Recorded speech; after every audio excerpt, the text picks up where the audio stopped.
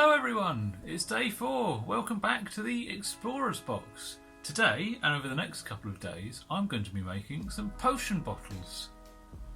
Now every good adventurer needs to stock up on the essentials before they go exploring or hunting or gathering or doing whatever they're doing, and for that, a lot of times, they're going to need some potions to keep themselves healthy.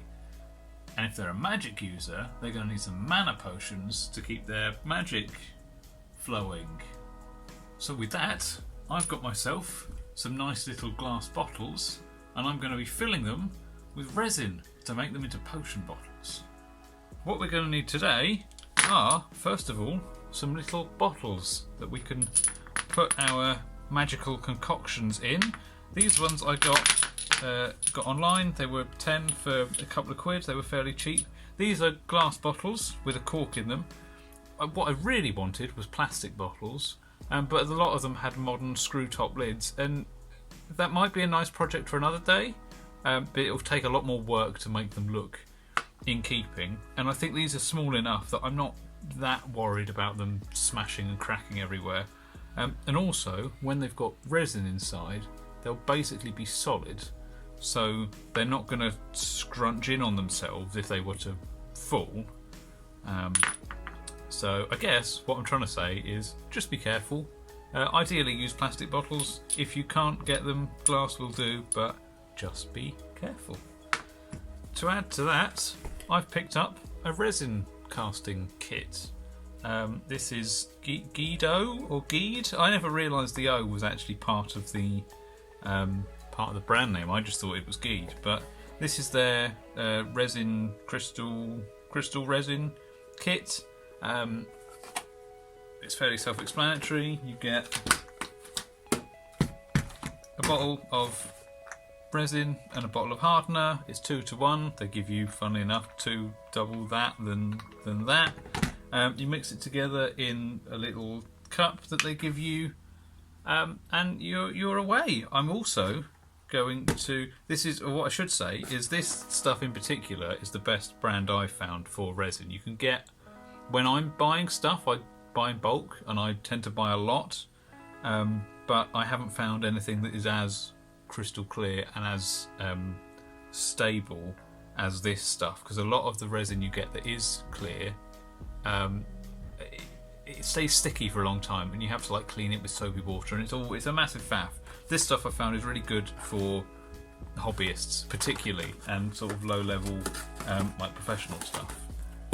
What I'm going to add to the clear resin is some pigments.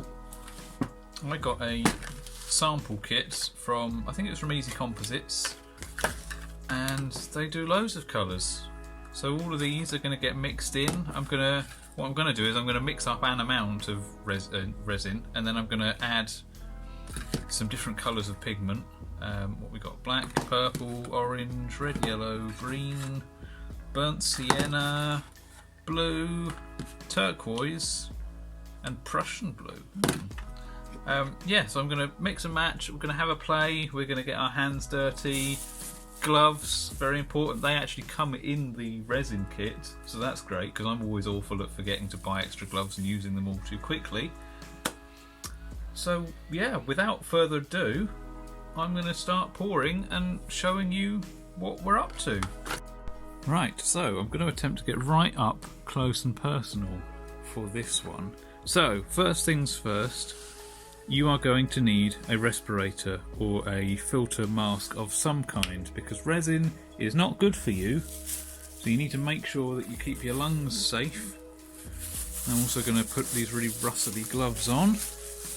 So please, as a disclaimer, do not try any resin work without effective PPE. It's very, very important.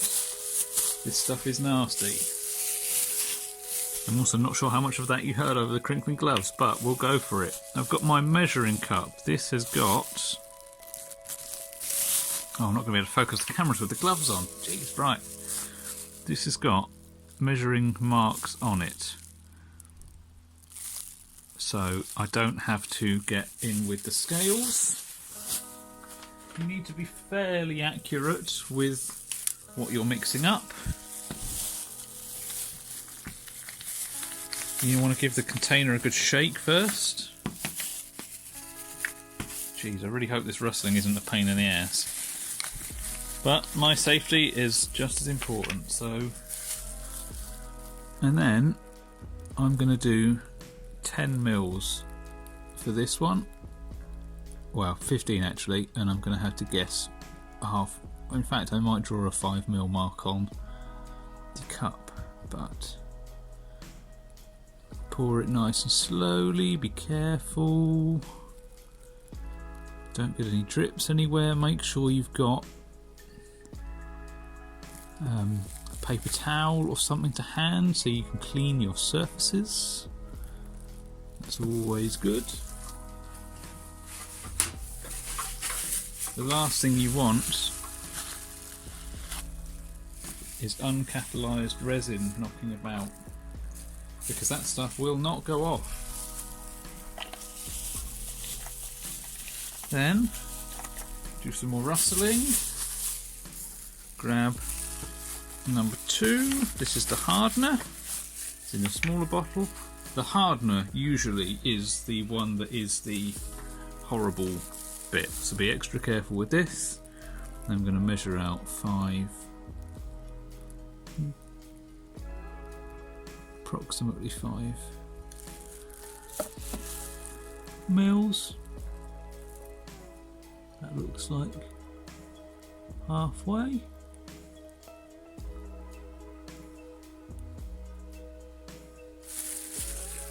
And then, oh, I haven't taken the corks off. Right, I'm going to take my gloves off for this, but I'm going to take the corks off. Then I'm going to get some colour. We're going to do these. We're going to do health potions today, so I'm going to drop in.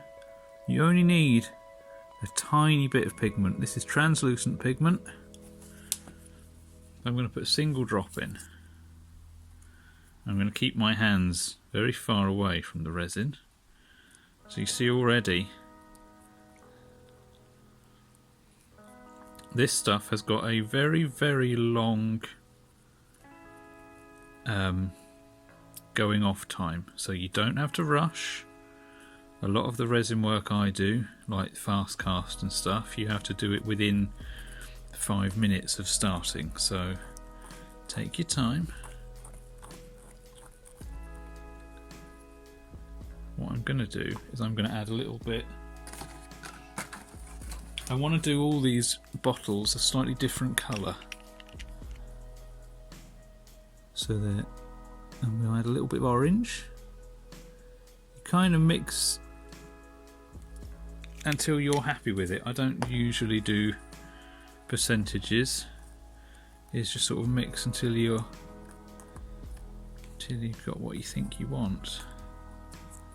Then, because I'm now pouring again, I'm satisfied that that pigment is everywhere, and if you pigment it, actually it helps you to know that your hardener is all mixed in. So I always try and put some sort of a pigment in any resin I'm doing so that I know it's mixed. I'm going to put the horribly loud gloves back on.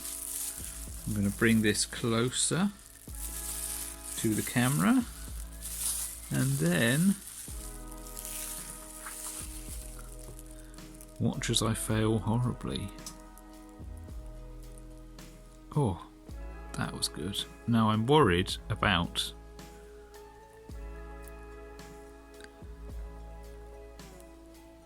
the spillage, so I'm going to have to be careful. Ooh. Now, do we want to fill them all the way up, or do we want to about half fill them? Or do we want to fill them some of the way, and then, because I'm going to have to do a couple pours. Oh, now is that on the inside or the outside? That's on the inside, that's good.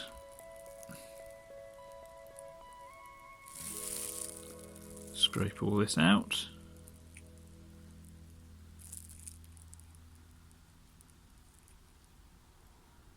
Now that you've seen me do that, what I'm going to do is I'm going to speed through mixing up the next lot, and then I will get back to you.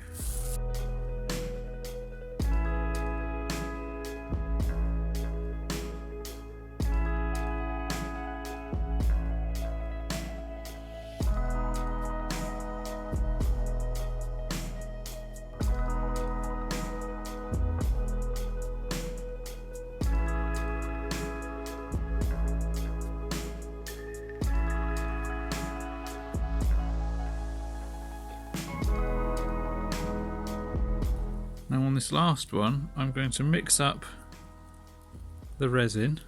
There's a little bit of pigment left in from the previous attempts, so it's going to be a sort of paler colour. And then what I'm going to do,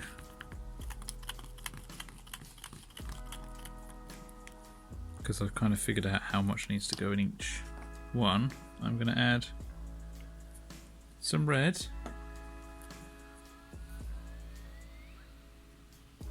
I'm going to swirl it a little bit, and the pigment should stay encapsulated in the resin. So this one, hopefully, I might need to get a closer picture when we're done. This one should look slightly marbled.